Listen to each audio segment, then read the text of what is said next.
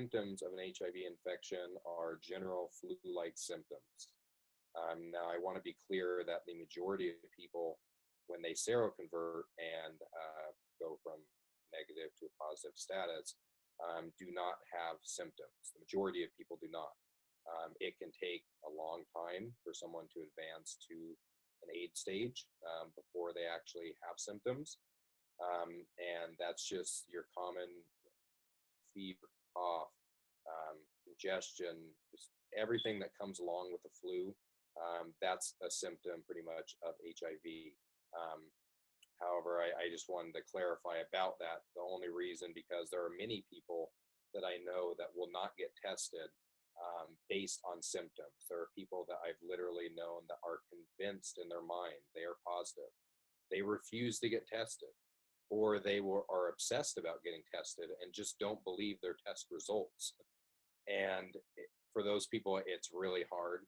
It's dealing with, there's symptoms of OCD and, when you're dealing with that. But I would encourage you not to so much look at symptoms. If you are negative and looking to find out your status, symptoms are not something to go based on. Now, like I said, general flu-like symptoms, it's very hard to identify the symptoms of HIV because they're so prevalent in hundreds of other conditions.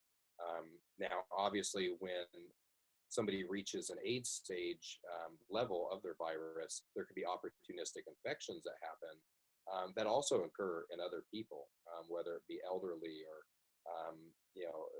younger, someone who has a compromised immune system, or their immune system isn't just built up yet. Infections that most negative people would be able to fight off.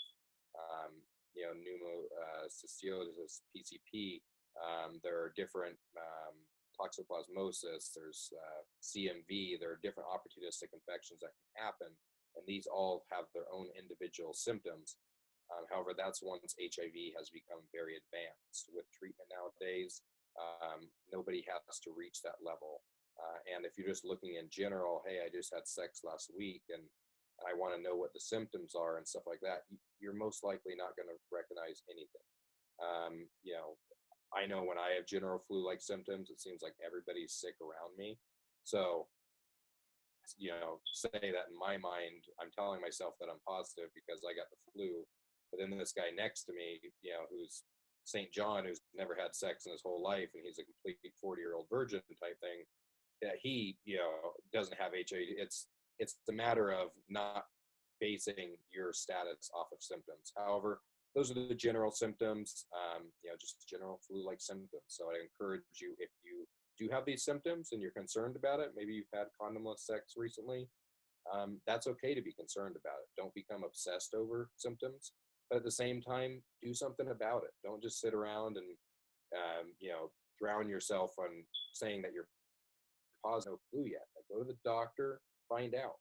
Knowledge is power. And the only person that you're going to hurt if you don't go get tested is yourself, because then eventually down the line, you have very progressed symptoms that, could be irreversible depending what level of you're at and when you start for treatment. So it's important to, get tested and, get tested as soon as possible. Don't obsess over the symptoms, but know what they are.